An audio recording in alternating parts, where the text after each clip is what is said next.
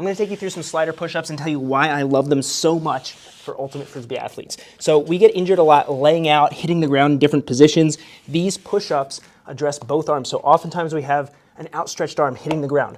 Force is going this way, and we don't have the ability to resist that force, so there's an injury. Oftentimes the other arm can get injured too because it's going to land awkwardly like this or like this, so we need to be strong there as well. These push-ups address both of those things, and they're really easy to adjust the intensity. So check this out. You can start like this, planted left arm, slider on the right arm, and you're going to slide out, keeping most of your weight in the planted arm, slowly go out. If you cannot come back in, bring that arm back, push up.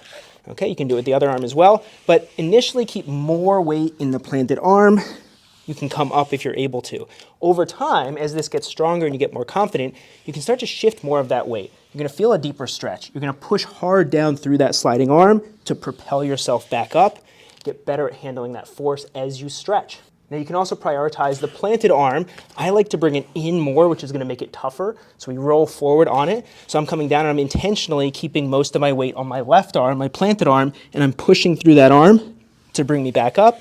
The other arm is just going along for the ride. So based on hand positioning, weight shift, and how fast or slow we go out there, we can make this much more or less intense if we want. Now if you want to keep progressing, you can do a couple things. You can put weight on your back, super fun. You could go from a full push-up position, slide out, push up. You could go slower. You can pause at your end point. So fun, right? And you can also do it with just one arm and the other one's not helping, but I would keep it close by just to make sure you don't hit your face, okay? So I'm going, woo, failing slow, boom, back up.